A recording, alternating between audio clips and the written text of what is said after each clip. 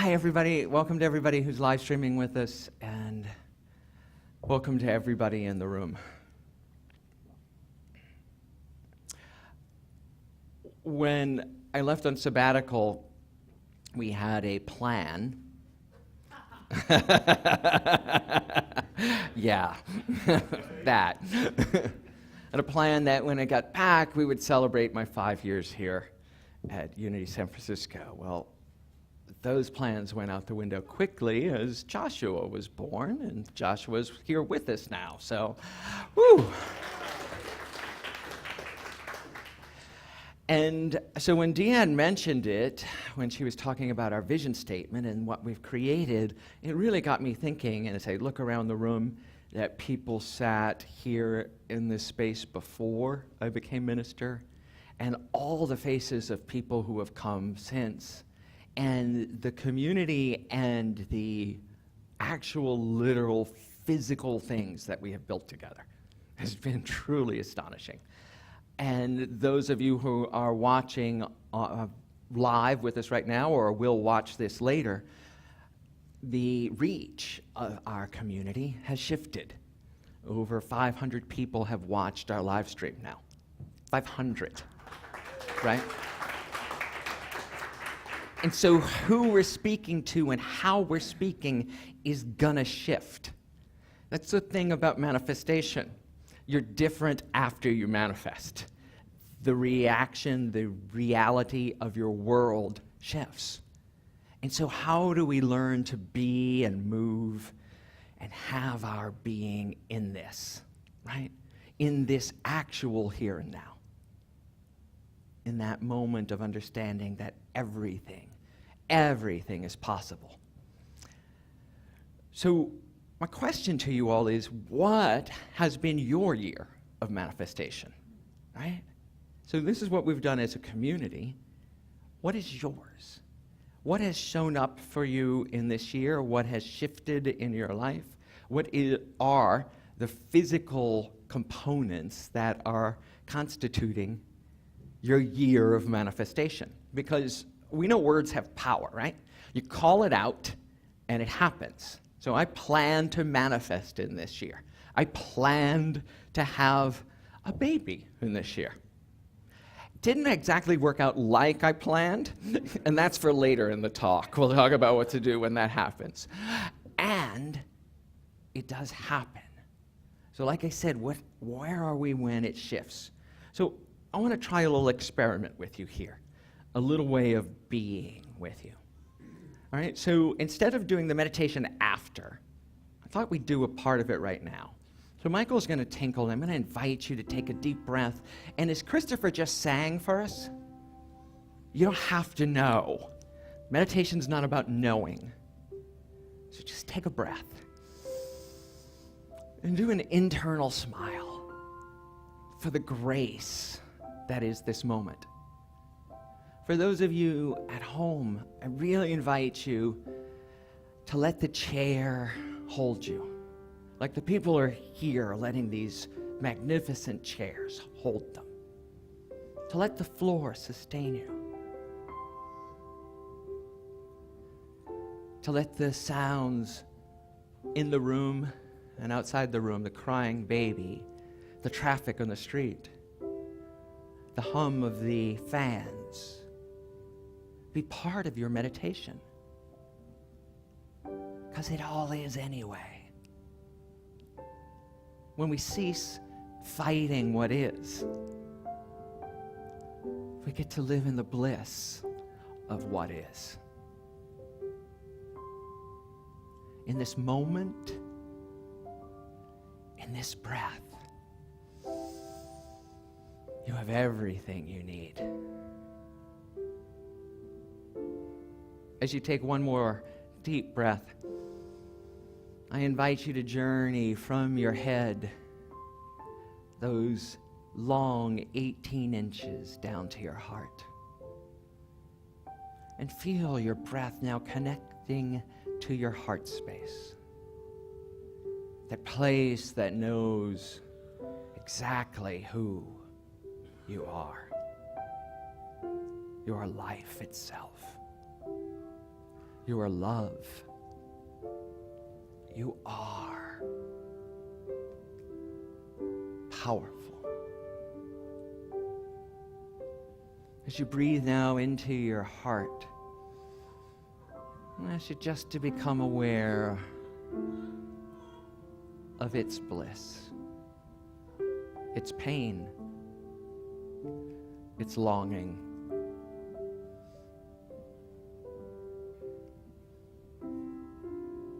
There's something within you longing for expression, for manifestation, longing to know who and what you are.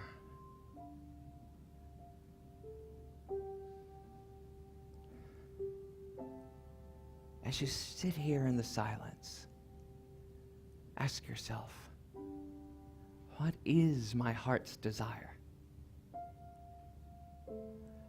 What is it that I truly wish for to see manifest in the world and in my life?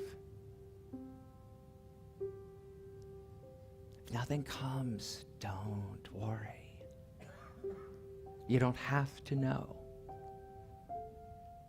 Sit with the question. What is the longing of my heart? What would fulfill my heart's desire? And as something comes to you, I invite you to take out your bulletin and turn it over to the back where the notes page is and write down, what is the longing of your heart? What is it that you really wish for in this life?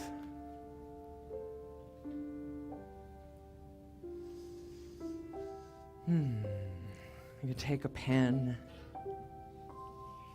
and when you put it down on paper, you can make it a tangible, actionable item. Something that doesn't shift with your mind's attention.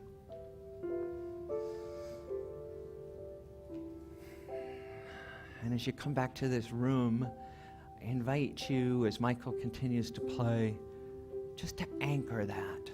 What is the longing for your heart?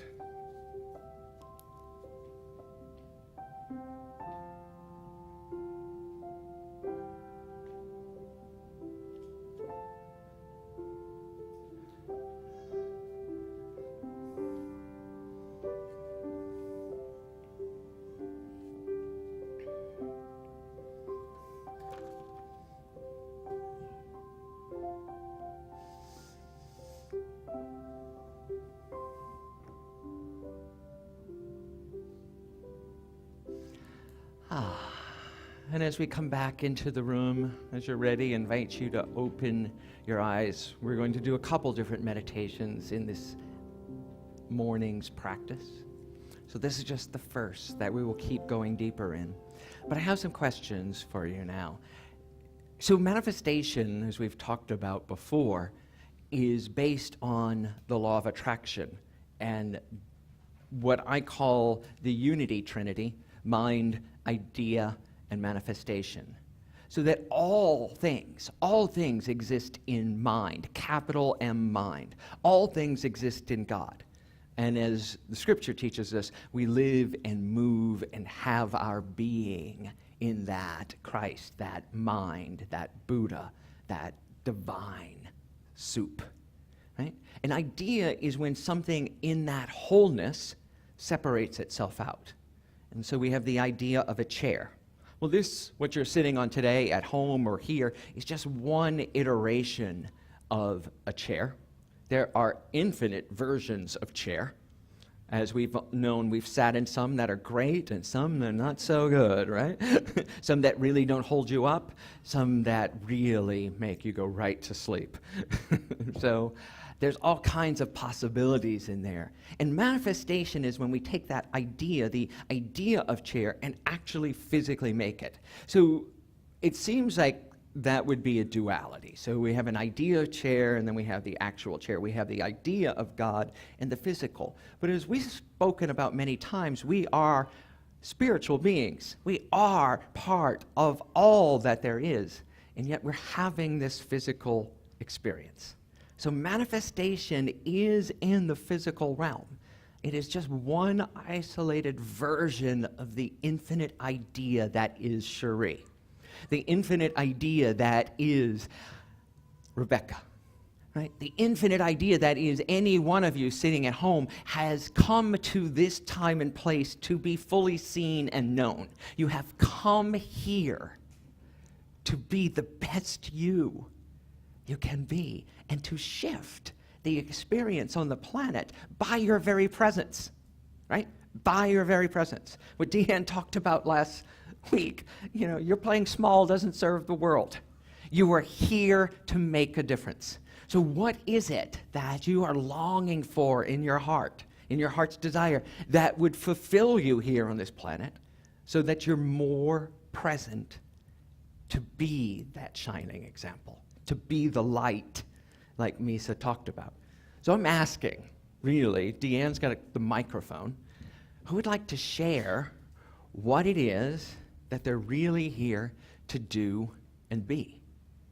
So one of the things, as you're getting up your courage to add your voice into this, that we understand is that we co-create. We co-create our experience with the divine. Here in our human form, we are working with the divine idea, and we are co-creating the world we live in. So take a look around at your life. That's the world you've created. Ooh. Sometimes that's good. These two like to look at each other. That's how many years married? 38 years married, and they looked at each other smiling. Woo! Right? That's the world you create. You co-create in the infinite realm of possibility. So what is it that is your heart's desire? Who'd like to share with us? Okay. Wait for microphone, because we want to make sure everybody can hear you. So speak directly into the mic for the people that are not in the room as well. I'm going to share because mine's real simple. To love and be loved. Okay. So what does that look like for you, Juanita? It means that I go into the world with an open heart, with kindness and love and patience, and I attract those that also have those same qualities. Mm-hmm. So if people show up in your life that don't have those qualities, that people that show up to you not lovingly? Well, I'll give an example. Last week I went to a homeless shelter and did ministry with somebody there, and I ran the meditation, and we talked about what it is that makes us happy in life, and a lot of them had nothing they could think of that made them happy. So to transform that so they see that happiness is always available, even in the worst situations. Mm-hmm. Cool. Someone else?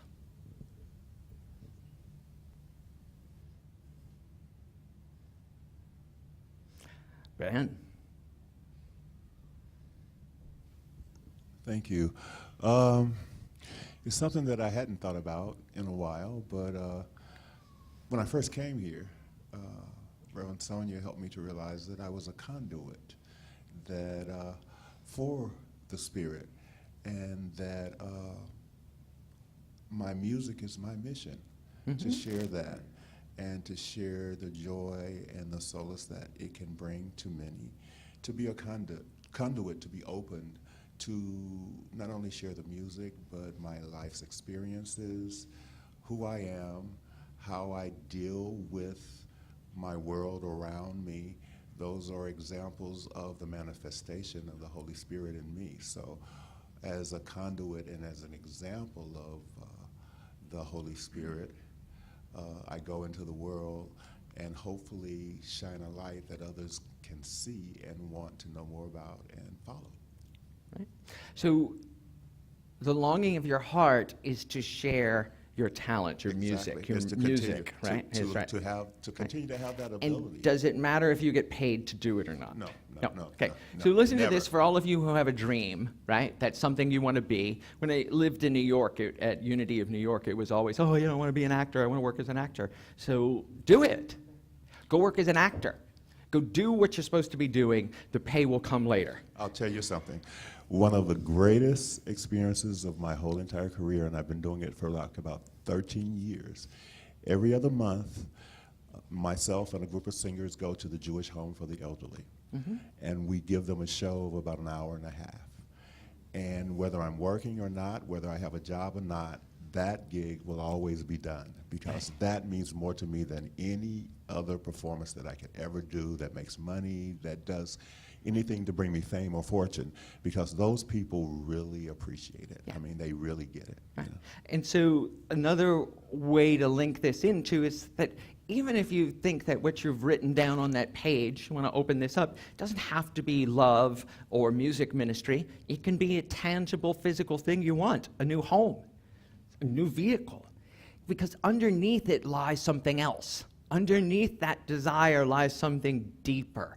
And it is about the fulfillment of your true purpose here on the planet. Your true purpose is not to be a banker. Your true purpose is not to be a minister. Your true purpose is not to be a parent, is not to be any job title.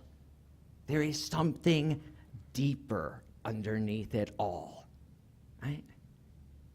Who else wants to share before we... I want to also point out to the people on live stream, you can fill out your connection card, and there's a place for comments. If you fill out your heart's desire there, I promise to respond this week, and we'll have a dialogue about it. Robert. When I really get down to it, it's about being an inspiration. Being an inspiration to others, but also to myself. Really tapping into what is that. Once I've identified something to do, it's about dismantling all the beliefs and ideas that it's not possible. Right. And stepping into that next place. So it's almost beyond what I'm doing. Right. It's the process of going into the unknown and really just discovering what's possible. Right. So to break through, even when you can't be inspired. Yes. Right? When you're in that place, you know your mission's to inspire, and you find yourself uninspirable, is where the rubber meets the road. So let me ask, who, when we were doing this process, didn't get a longing of your heart?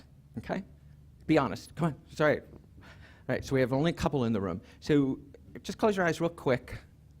And if you're online or in the room and didn't raise your hand, that's all right. Just close your eyes real quick and think back to when you did. Think back to something that happened in the past that was really passionate desire of yours. And use that, because that kernel still exists. Can we have the microphone to Misa? Yeah. All right. Amazing. Right in the right chord, too. So, something that I'm finding in this year of manifestation, when we're talking about myself, there are many things that I want for my family. There's things that I want for my children. There's things that I want from my mother and my brother. But I was telling my husband, I am in a place where there's nothing that I need, which I don't want to cry. I never have been in this place before. Me personally, there's nothing that I need. I am enough. I have enough. And when looking at the longing of my heart would be to keep it. Which is a full-time job. Can I want to dwell in this place. Yeah. What is it? Abide in this space. That's what I want to do. Yeah. This is my rock. This is the bedrock. Let's Yeah. just lock this in. And it's been very interesting coming to this place, because I come from excessive lack. Yeah. Emotional lack, material lack, spiritual lack. So to be in a place and a space where I can honestly say I don't need, there might be things I want, but need Right. anything is frightening as hell. Oh, because what you know how to operate is on the need, constantly the searching. Yeah. So this, like I talked about, when we manifest, it's a new place. So how do we be in the manifestation? And that's a great question. And it brings us full circle to what Juanita shared about her work at a homeless shelter. And if you know anything about Maslow, you know the terminology hierarchy of needs. And when you don't have basic food and shelter, when you don't have warm clothing and protection from the elements, it's really hard to think about higher level spiritual questions like this. Because you don't know where your next meal's coming from or how you're going to protect yourself from the elements and from the physical dangers that exist in the world. So that kind of understanding that, okay, so when we have our basic needs met, we have extra to give. We then have the responsibility of being the ones that give to a larger thing, a larger place. But I'm going to step back one more question because we're going to circle back to that, Misa. I promise we'll get to it. And ask you as we go into meditation again to look at what gets in the way of your manifesting your heart's desire. Right? We all have them. The shiny object, the peer pressure, our mother's voice, your father's voice saying you'll never make a living doing that, your spouse, your own fear that you're not good enough. You fill in the blank. Look at your life. Look at your desires. Look at your journey through this incarnation. And as you take another deep breath, what gets in the way of you manifesting what you know is yours to do and be? What gets in the way of your full and glorious expression? What gets in the way of God?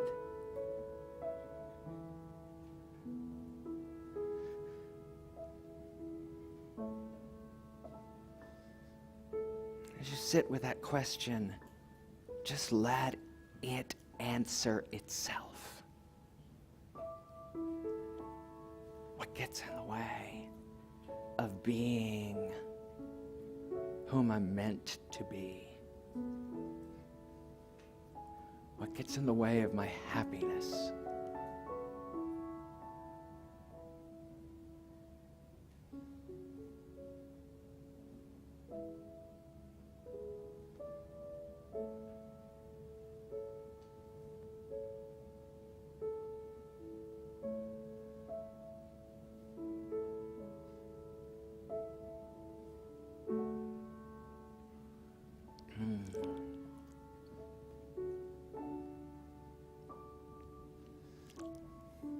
And as you come back to this room, I invite you again to write it down.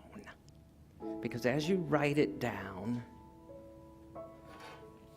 and I'm going to do it with you once again,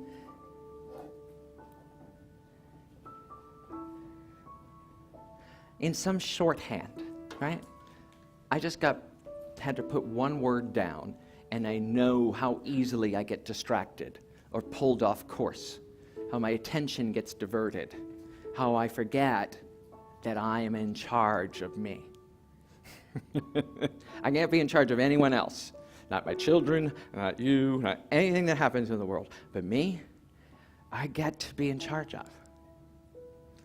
How do I show up? So remind yourself, what's that thing or things that pull you off your mission and pull you off your purpose? And write it down so you have it. Those of you at home, write it down and send it to me so we can talk about it.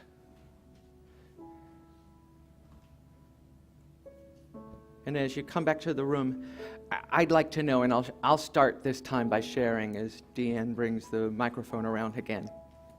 You know, the thing that pulls me off is the news. It totally pulls me off center. it totally pulls me off my purpose. I start worrying about this and that and this and that and what's going to happen, and I'm projecting and I'm blaming, and I'm not where I want to be. And what I have to realize, and I get to realize in this moment, is it is designed to scare me.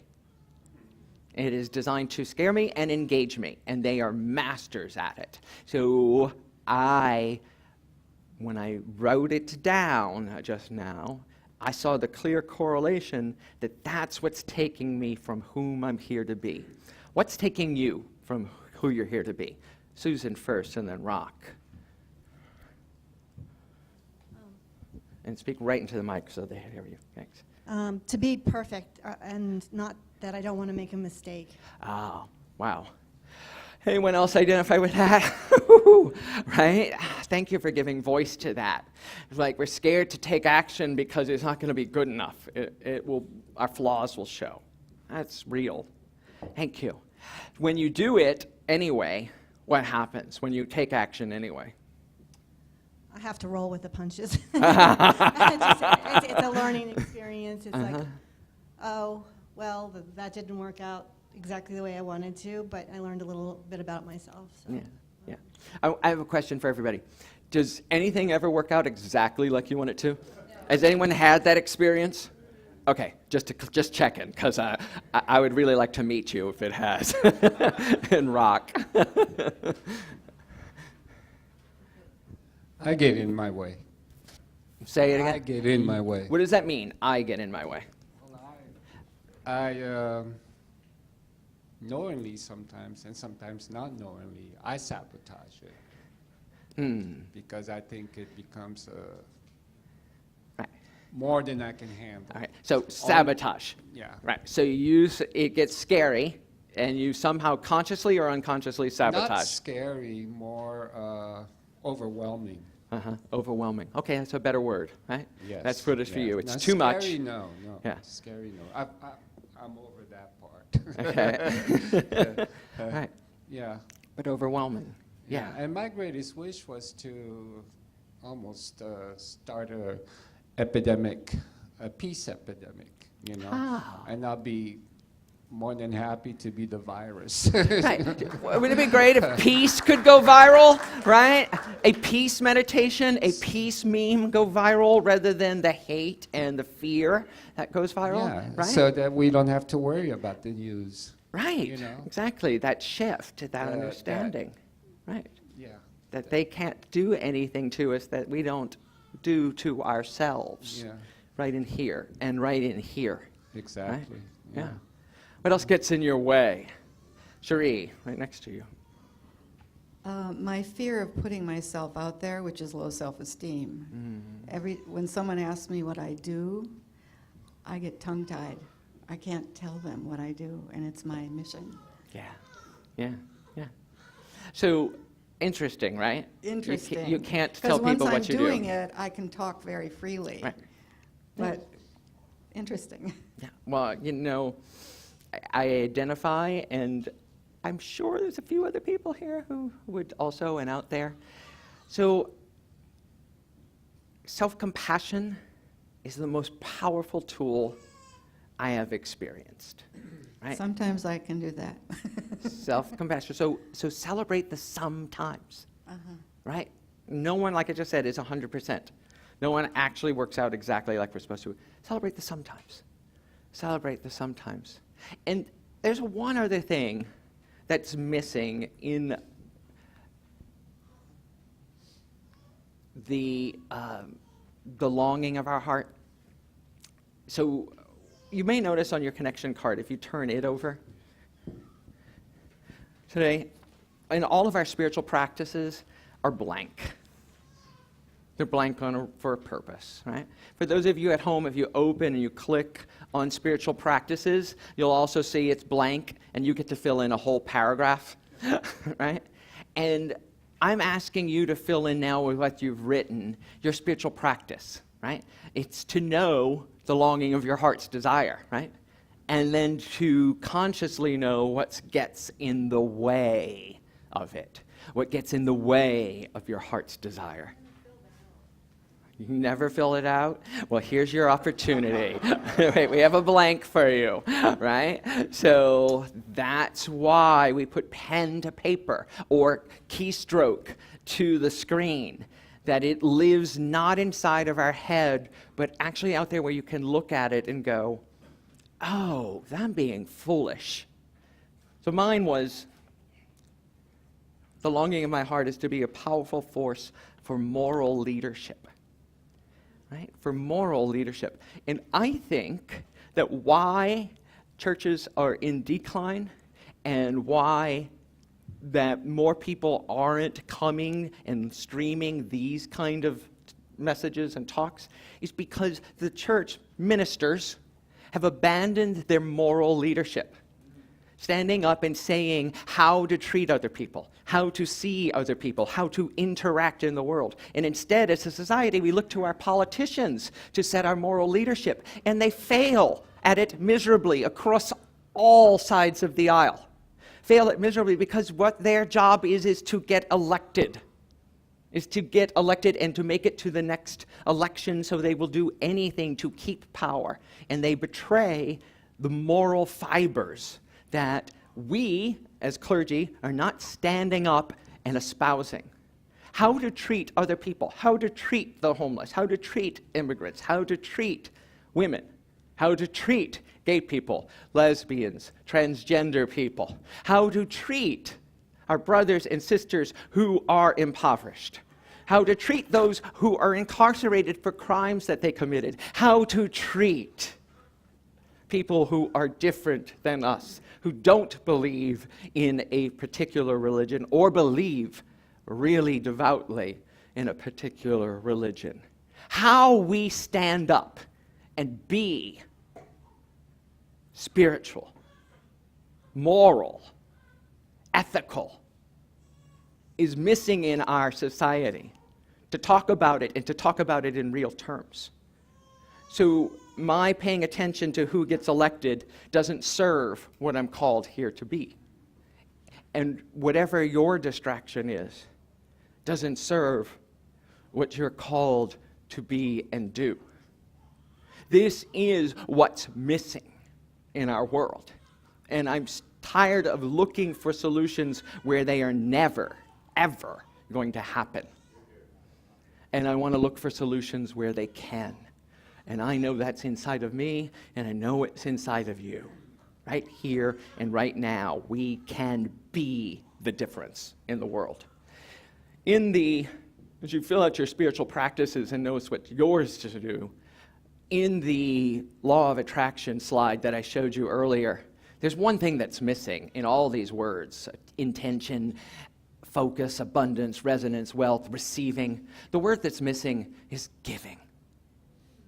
Right? Nowhere in that whole slide, I didn't make it, I found it, about the law of attraction, does it have the word giving. That when we sit in a place where we have everything, it is our duty to give. Right? It is then our whole responsibility, and the way to keep it, the way to keep what you have, is to give it away freely. It is not by hoarding it, because the second you start thinking that there's not enough, or I don't have enough time, or I'm worried I won't be able to keep it, that's the energy you're attracting. And guess what's going to happen? You're going to lose it. To stay in the flow, you have to give it away freely. For those of you who are 12-steppers like me, you know that's the slogan. The only way to keep it, how to keep your sobriety, is to give it away, which means to give it to someone else. Is to share the story, is to share the journey, to share the experience. So the only way to keep your abundance, to keep your wealth, to keep your happiness, is to share it with others like Juanita did, is to share it with others like everyone here who does that kind of service. So our last meditation for today is giving. Right? What inspires you to give? What fulfills you about giving? When you give, what makes your heart sing? It might be a word, it might be a phrase. Take one more second to go back into your meditation, into that place of calmness and stillness. and imagine giving away. You fill in the blank. $10,000. $100,000. Your home to someone who needs it. Your heart to someone who needs love. What inspires you to give? Just one word. What makes your heart sing when you give?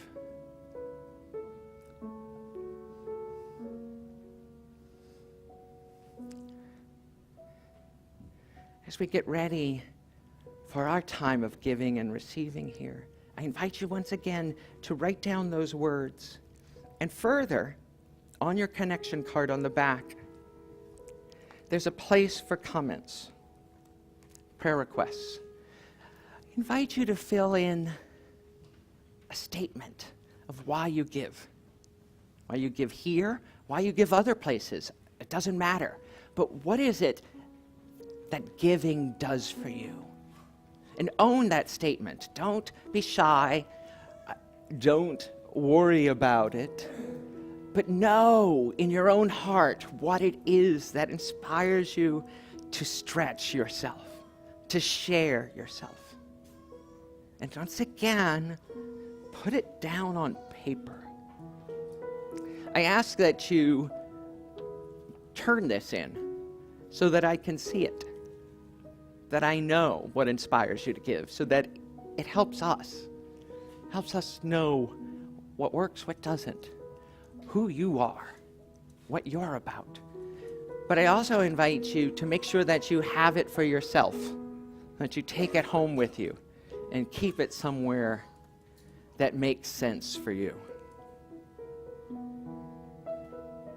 As we get ready to come back into this room and to the rest of our service, I thank you for playing differently today, for experiencing differently. And we're going to go into our giving and receiving part of our service, although there's no difference. But we're going to do it as a spiritual practice with these connection cards, with your physical monetary gifts. So in the seat before you, there's a envelope for giving and receiving, and another chance to write it down. If you're online, there's a giving and receiving button that you can press, which takes you to our PayPal link. I invite you to do that now, and we thank you for doing that. And if you auto-tithe, there's a place to check that on your connection card, or these are in the seat in front of you also. Auto-tithing is an incredible way to help sustain us here, and we thank everyone who does it. It makes sure we have the resources we need on a monthly and weekly basis. So as we breathe one more time into this place, I'm going to do something different. We usually have an affirmation, but I'd like just a couple words from each of you of what inspires you to give. Just call out words. Joy inspires you to give. Love inspires you to give. Gratitude inspires me to give. People inspire me to give. Confidence, upbringing inspires me to give. Heritage inspires me to give. Faith inspires me to give. Children inspire me to give. Expansion inspires me to give. Making a difference inspires me to give. Helping others inspires me to give. If you haven't, right now, if you haven't said it out loud, echo it in your mind, in your heart right now. What inspires you to give? As our ushers come around and the baskets come around, knowing that you are giving consciously with the intention of receiving that which inspires you. As you give faith, you get faith. As you give love, you get love. As you make a difference is made in you. And for this time together, we are truly grateful, and all of us say, And so it is.